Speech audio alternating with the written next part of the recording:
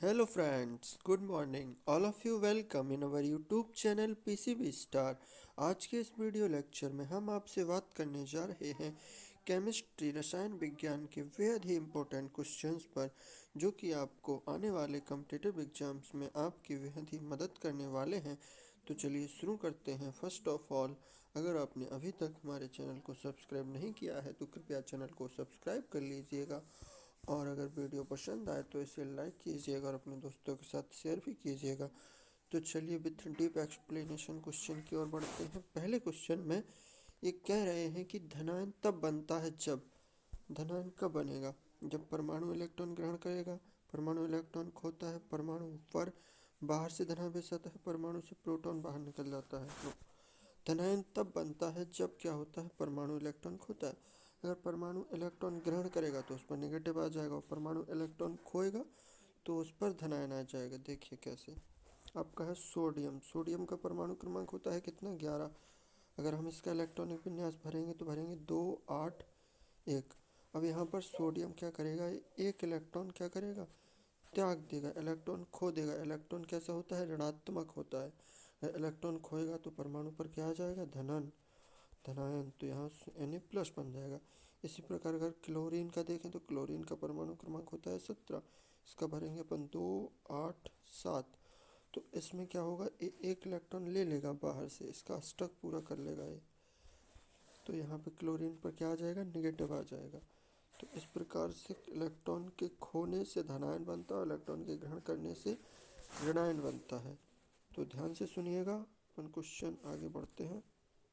इस क्वेश्चन में कह रहे हैं ऋणायन तब बनता है जब, मैंने पहले वीडियो में समझा दिया है, ऋणायन पहले क्वेश्चन में समझा दिया है कि ऋणायन तब बनता है जब परमाणु इलेक्ट्रॉन क्या करता है, ग्रहण करता है। तो यहाँ पे आपका आंसर क्या हो जाएगा, ये हो जाएगा। ऋणायन कब बनेगा, जब परमाणु इलेक्ट्रॉन ग्रहण करेगा। आपका आंसर हो जाएगा ए।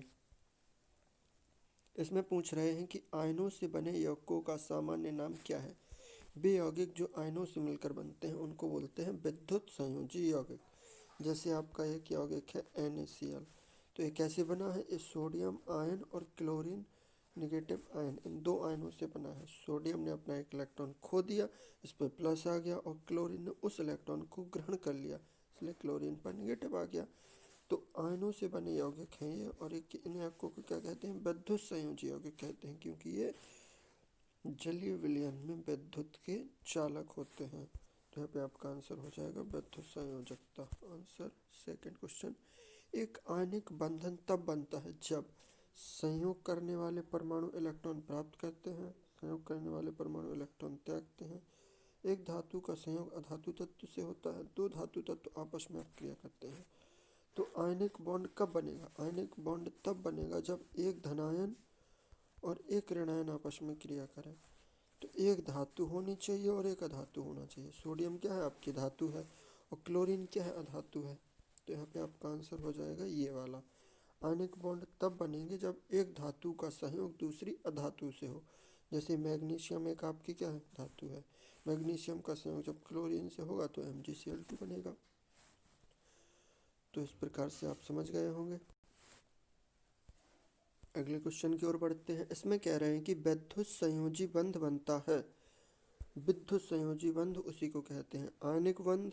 ये बनता है धनविष्ट आयनों के बीच, ऋणविष्ट आयनों के बीच, विपरीत आविष्ट आयनों के बीच। यहाँ पे आपका आंसर हो जाएगा विपरीत आविष्ट आयनों के बीच। अब ध्यान से सुनिएगा। देखो, तीन प्रकार के बंध होते हैं। एक विद्युत संयोजी बंध, इन्हीं को कहते हैं आयनिक बंध। दूसरे होते हैं आपके सहसंयोजी बंध, और तीसरे होते हैं आपके उप सहसंयोजी बंध। तो देखिए कैसे बनते हैं। आपके सबसे पहले होते हैं विद्युत संयोजी या आयनिक बंध। वो बनते हैं एक धनायन का दूसरा ऋणायन के साथ, यानी यहाँ पे क्या होता है, इलेक्ट्रॉनों का आदान प्रदान होता है। सोडियम ने इलेक्ट्रॉन त्यागा और क्लोरीन ने उसको ग्रहण कर लिया, यानी यहाँ पे नेगेटिव प्लस बनते हैं। और ये आपके धातु और अधातुओं के बीच बनते हैं आयनिक या विद्युत संयोजी बंध।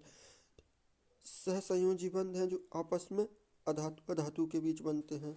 जैसे क्लोरीन और क्लोरीन के बीच ये बॉन्ड बन गया, Cl2 है जो, वो किससे बना है, क्लोरीन क्लोरीन से बना है। तो इनके बीच में क्या है, इनके बीच में आपका सहसंयोजी बंध है। यहाँ इलेक्ट्रॉनों का आदान प्रदान नहीं हुआ, यहाँ इलेक्ट्रॉनों की साझेदारी हुई। 17 इलेक्ट्रॉन क्लोरीन के पास थे, 17 इसके पास थे। अगर मैं इसका लुईस इलेक्ट्रॉनिक विन्यास बनाऊँ तो इस प्रकार से बनेगा। 2 क्लोरीन लेंगे, इसकी पहली कक्षक में 2 इलेक्ट्रॉन होंगे, दूसरी कक्षक में आपके 8 इलेक्ट्रॉन होंगे और सबसे लास्ट की कक्षक में 1 इलेक्ट्रॉन होगा, इसकी भी 1 होगा। तो क्या करेगा, ये इसका 1 इलेक्ट्रॉन ले लेगा, इसका स्टक पूरा हो जाएगा, ये भी इसका 1 इलेक्ट्रॉन ले लेगा। यहाँ पे क्या हो जाएगी, इलेक्ट्रॉनों की साझेदारी हो जाएगी। इससे आपका सहसंयोजी बंध बनता है और उप सहसंयोजी बंध में क्या होता है, इस टाइप का एरो लगता है। तो वो अपन आगे देखेंगे। अगले क्वेश्चन में कह रहे हैं, निम्न में से किस यौगिक का आयनिक बंध नहीं है। किस यौगिक में आयनिक बंध नहीं, तो सभी के आप क्या कीजिए, सूत्र लिखिए।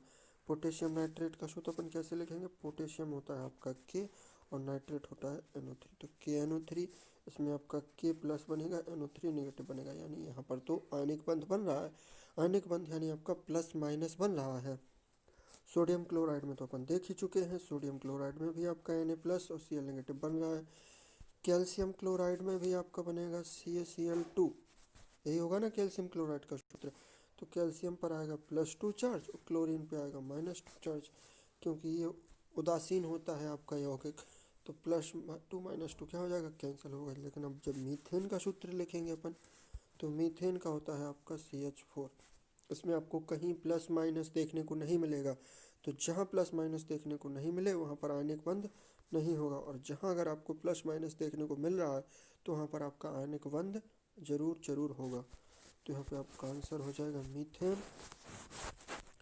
अगले क्वेश्चन में पूछ रहे हैं, निम्न में से किस अणु में विद्युत संयोजक बंधन है।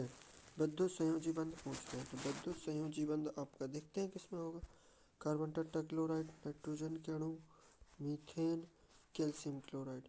विद्युत संयोजी बंधन मतलब आयनिक बंधन। एक बात याद रखो, आपके आयनिक बंध पूछे या विद्युत संयोजी बंध पूछे, एक ही बात है, उसी का दूसरा नाम है विद्युत संयोजी बंध या आयनिक बंध। तो ये आपको किस में देखने को मिलेगा, तो ये आपको मिलेगा कैल्शियम क्लोराइड में देखने को, क्योंकि कैल्शियम क्लोराइड होगा CaCl2, यहाँ प्लस माइनस देखने को मिलेगा, यानी यहाँ पर विद्युत संयोजी बंधन देखने को मिलेगा। दूसरी तरफ मीथेन आपका CH4 होता है, यहाँ पे आपको प्लस माइनस नहीं दिखेगा।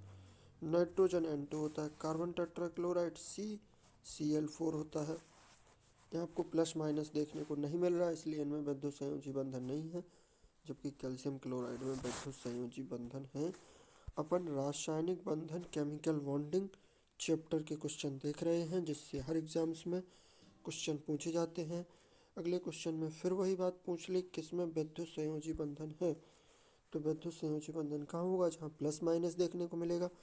चलिए देखते हैं। ऑक्सीजन अणु का सूत्र होगा O2, यहाँ कोई प्लस माइनस नहीं है, आंसर नहीं होगा। मीथेन अपन देख ही चुके हैं, ये भी नहीं होगा। नाइट्रोजन का अणु, ये भी नहीं होगा। सोडियम ब्रोमाइड हो जाएगा। सोडियम ब्रोमाइड का सूत्र कैसे लिखेंगे, सोडियम ब्रोमाइड का सूत्र अपन लिखेंगे NaBr। यहाँ पर Na पे प्लस चार्ज आएगा, ब्रोमीन पर निगेटिव आएगा। हो गया, इसमें विद्युत संयोजी बंधन है। आई होप आपको समझ में आ रहा है। अगर कोई डाउट है तो कमेंट सेक्शन में आपसे पूछ सकते हैं, मैं उसका आंसर जरूर दूंगा। अगले क्वेश्चन में कह रहे हैं कि सहसंयोजी आबंध किसके कारण बनता है। अब सहसंयोजी आबंध की बात हो गई। अभी तक आपका विद्युत संयोजी बंध या आयनिक बंध की बात चल रही थी, अब हो रही है सहसंयोजी बंध की बात। तो मैंने कहा सहसंयोजी बंध में क्या होता है, इलेक्ट्रॉनों का आदान प्रदान होता है। इलेक्ट्रॉनों के पूर्ण अंतरण नहीं होता है, आंशिक अंतरण भी नहीं होता है। इलेक्ट्रॉन के अंश भाजन के कारण, मतलब इलेक्ट्रॉनों का आपस में क्या हो जाता है, विभाजन हो जाता है, वो एक दूसरे के इलेक्ट्रॉन ले लेते हैं। आपका आंसर ये हो जाएगा। इसमें कह रहे हैं कि जब एक ही तत्व के 2 परमाणु परस्पर संयोग करते हैं तब उनके बीच बंध होगा।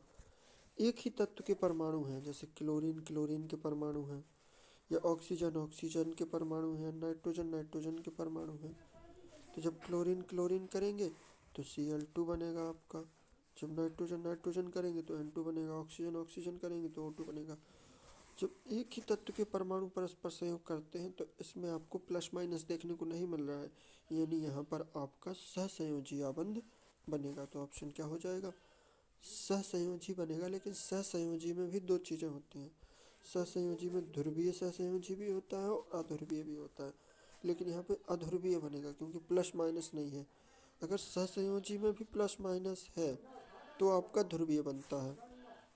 तो यहाँ पे आपका आंसर हो जाएगा अध्रुवीय सहसंयोजक, क्योंकि एक ही तत्व के दो परमाणु बोल रहे हैं जैसे Cl2N2, तो इसमें आपको कोई पोलैरिटी देखने को नहीं मिल रही है, कोई ध्रुवणता देखने को नहीं मिल रही, इसलिए अध्रुवीय हो जाएंगे।